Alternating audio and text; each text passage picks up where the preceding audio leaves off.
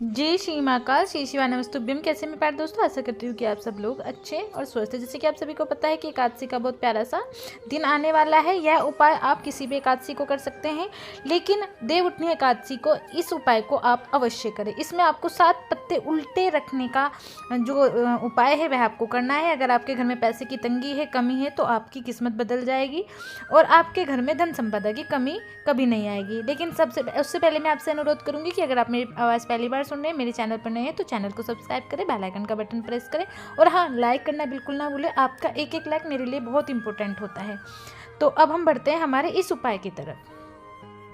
तो सबसे पहले आपको इस उपाय में लेने हैं बेलपत्र। बेलपत्र कहीं से कटे फटे ना हो, बिल्कुल साफ सुथरे हों, यानी कि बिल्कुल कहीं से खंडित वगैरह ना हो, क्योंकि खंडित बेलपत्र भोले बाबा पर नहीं समर्पित किए जाते हैं। 7 बेलपत्र आपको इसमें साफ सुथरे ले लेने हैं। उसके बाद जो दूसरी सामग्री आपको लेनी है वह लेनी है आपको गंगा जल।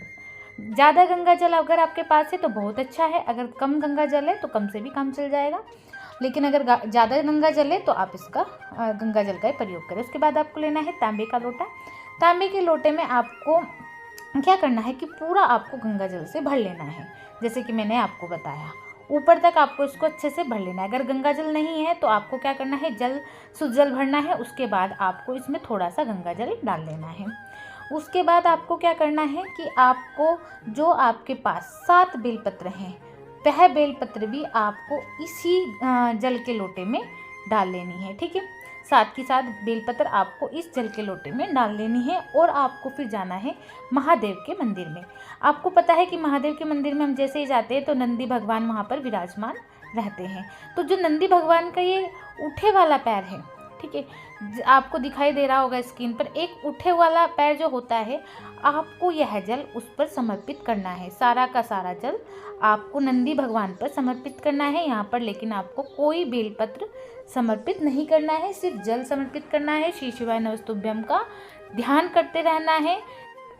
अब आपके कलश में रह जाएंगे 7 बेलपत्र। ठीक है, जल तो आपने समर्पित कर दिया। फिर आपको भगवान भोलेनाथ की शिवलिंग के पास जैसे ही आप जाकर खड़े हो जाएंगे तो आपका जो फेस की डायरेक्शन होनी चाहिए वह होनी चाहिए नॉर्थ दिशा में। ठीक है, उसके बाद एक एक करके आपको बेलपत्र भगवान शिव शंकर की शिवलिंग पर समर्पित करना है। अपनी मनोकामना को ध्यान में रखते हुए श्री शिवाय नमस्तुभ्यम का स्मरण करना है। अपनी मनोकामना पूर्ति के लिए प्रार्थना करनी है। आपको बेलपत्र किस तरीके से चढ़ाना है कि जो डंडी होनी चाहिए वह आपकी तरफ होनी चाहिए और जो बेलपत्र की जो पत्ती है वह विपरीत दिशा में होनी चाहिए। ठीक है, उसके बाद यहाँ पर आपको बेलपत्र उल्टा चढ़ाना है, यानी चिकनी तरफ से। तो यह हो गया हमारा बेलपत्र वाला बहुत सुंदर सा उपाय, बहुत छोटा सा उपाय। इस उपाय को आप अवश्य करें। यह एकादशी वाले दिन किसी भी समय आप कर सकते हैं, चाहे सुबह चाहे शाम। ठीक है, दोनों समय में आप किसी भी समय करें। यह एक बहुत छोटा सा उपाय जो पंडित प्रदीप मिश्रा जी ने ही अपनी कथा में बताया है। आशा करती हूँ कि यह उपाय आपको अच्छे से समझ आया होगा। अब हम बढ़ते हैं हमारे दूसरे उपाय की तरफ, जो कि विशेषकर देव उठनी एकादशी पर ही किया जाता है। तो यह उपाय आपको देव उठनी एकादशी को अवश्य करना है। इस उपाय में आपको क्या करना है, यह उपाय एक छोटे से 1 रुपये के सिक्के से आपको करना है। जैसे कि आप सभी को पता है कि इस दिन हमारे हरि विष्णु भगवान जी जागते हैं योग निद्रा से अपने, और इसी दिन से सारे शुभ कार्य शुरू हो जाते हैं। माता लक्ष्मी से उनका मिलन होता है, कुबेर भगवान से उनका मिलन होता है। तो इस दिन यह उपाय अवश्य करें। धन संबंधित अगर आपके जीवन में कोई भी परेशानी है तो आप इस उपाय को करें। जैसे कि आप सभी को पता है कि देव उठनी एकादशी वाले दिन शाम को सभी के घर में पूजा होती है। भगवान शालिग्राम से तुलसी माता का विवाह किया जाता है, उनकी पूजा अर्चना की जाती है। किसी के घर में अलग अलग तरीके का प्रावधान है और कुछ लोगों के यहाँ तो गन्ने वगैरह की भी पूजा होती है और देवताओं वगैरह पर भी पूजा की जाती है। जैसा आपके घर में प्रावधान है आप उस तरीके से अपना प्रावधान करें, पूजा पाठ करें, लेकिन इस उपाय को आप अवश्य करें। जैसे शाम के समय आपके घर में तुलसी माता की पूजा की जाएगी, चुनरी वगैरह उड़ाई जाएंगी, तो आपको क्या करना है कि पूजा में ही आपको 1 रुपये का सिक्का पूजा में रखना है।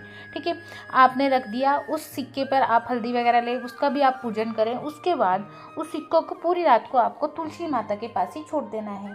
ठीक है, अगले दिन जब अगली सुबह आएगी तो यह सिक्का आपको सुबह सुबह उठा लेना है, यानी सुबह के 4-5 बजे यह सिक्का आपको उठा लेना है।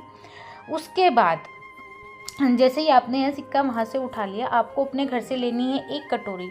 ठीक है, उस कटोरी में आपको लेनी है थोड़ी सी हल्दी। हल्दी आपको ले लेनी है और उस हल्दी पर यह सिक्का, हल्दी की कटोरी पर यह सिक्का आपको रख देना है और वहाँ से उठाकर ले जाना है आपको अपने घर के जहाँ पर भी आप पैसे वगैरह रखते हैं, तिजोरी है आपकी, धन संपदा आप अपनी रखते हैं, या आप दुकान वगैरह में भी आप रखना चाहते हैं, आपका व्यापार नहीं चल रहा है, तो इसको आप वहाँ पर रख दें। जब तक आप इसको रखेंगे पूरे के पूरे साल भी आप इसको रख सकते हैं। यह बहुत ही कारगर उपाय है, बहुत ही अच्छा उपाय है और बहुत छोटा सा उपाय है। इस उपाय को आप अवश्य करें। यह उपाय आपके जीवन में बहुत बदलाव लेकर आएगा। एक छोटा सा उपाय है, इसको अवश्य करके एक बार अपने जीवन में आप अपना कर देखें। तो यह था हमारा आज का दूसरा उपाय जो कि आपको देवउठनी एकादशी पर करना है। अब हम बढ़ते हैं हमारे तीसरे उपाय की तरफ, जो कि बहुत ही छोटा सा और बहुत ही सरल सा है। यह उपाय भी आपको देवउठनी एकादशी पर ही करना है। तो यह तीसरा उपाय हमारे पूजनीय पंडित प्रदीप मिश्रा जी ने बताया है। उन्होंने अपनी कथा में यह बताया है कि जिस व्यक्ति की शादी नहीं हो रही है, चाहे वह लड़का हो चाहे लड़की हो, और बहुत परेशान हो रहे हैं, रिश्ते की कहीं अच्छी सी बात नहीं बन पा रही है, तो यह उपाय उनके लिए है। इस उपाय में आपको सबसे पहले क्या सामग्री चाहिए वह मैं आपको बता देती हूँ। आपको एक चौमुखी आटे का दीपक लगाना है। उस आटे में आपको 4 अलग अलग बत्ती लगानी है। ध्यान रखिए, 4 अलग अलग बत्ती लगानी है। ऐसा नहीं कि 2 बत्ती बना ली और दोनों साइड से 2 इधर क्रॉस करा दिया। क्रॉस नहीं कराना है, 4 अलग अलग बत्ती लगानी है। घी का दीपक जलाना है और थोड़े से अक्षत आपको लेने हैं, यानी खंडित चावल ना हो, जो वह चावल आपको लेने हैं जो कहीं से टूटे फूटे ना हो, और उन चावल में आपको थोड़ी सी हल्दी लगाकर उन चावल को पीला कर लेना है। अब यह उपाय आपको करना कब है? यह उपाय आपको देवउठनी एकादशी के दिन शाम को करना है, जब आपके घर में शालिग्राम भगवान की माता तुलसी के साथ विवाह विधि अगर कराई जाती है या पूजा की जाती है, उस समय यह उपाय आपको करना है। जैसे ही आप उनकी पूजा करने के बाद इस उपाय को आप करें। इस उपाय में आपको क्या करना है कि जिस अभी व्यक्ति की शादी नहीं हो रही, चाहे वह लड़का हो या लड़की हो, तो आपको क्या करना है, वहाँ पर तुलसी जी के पास आपको उनको लेकर जाना है और उस व्यक्ति की हथेली पर आपको वह चौमुखी आटे का दीपक जो आपने लगाया वह रख देना है। ठीक है, हल्दी से थोड़ा सा हल्दी उस दीपक पर लगानी है आपको। उसके बाद आपको क्या करना है कि जो चौमुखी दीपक है वह उस व्यक्ति के आपको हाथ पर रखना है, सीधे हाथ पर रखें। उस दिए में ही आपको जो हल्दी वाले चावल है वह डाल देने हैं। ठीक है, थोड़े से हल्दी वाले चावल डालने हैं और जो बची हुई हल्दी है वह हल्दी थोड़ी उसमें आप पानी वगैरह कुछ भी मिला लें, और उसके बाद उस व्यक्ति की जिसकी शादी नहीं हो रही है उसको थोड़ी सी हल्दी भी लगानी है। और फिर वह जो दीपक है वह दीपक उस व्यक्ति के द्वारा उस तुलसी के नीचे आपको रखवा देना है, हाथ जोड़कर प्रार्थना करनी है। तो इस तरीके का यह था छोटा सा उपाय। जिस भी व्यक्ति की शादी नहीं हो रही है, अगर आपका बेटा या बेटी की शादी में कोई दिक्कत आ रही है, तो आप एक बार इस उपाय को अवश्य करें। यह उपाय देवउठनी एकादशी को ही करना है। बहुत छोटा सा बहुत अच्छा उपाय है।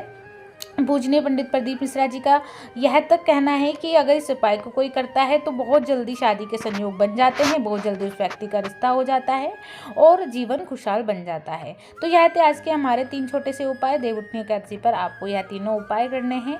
तो अब हम बढ़ते हैं हमारे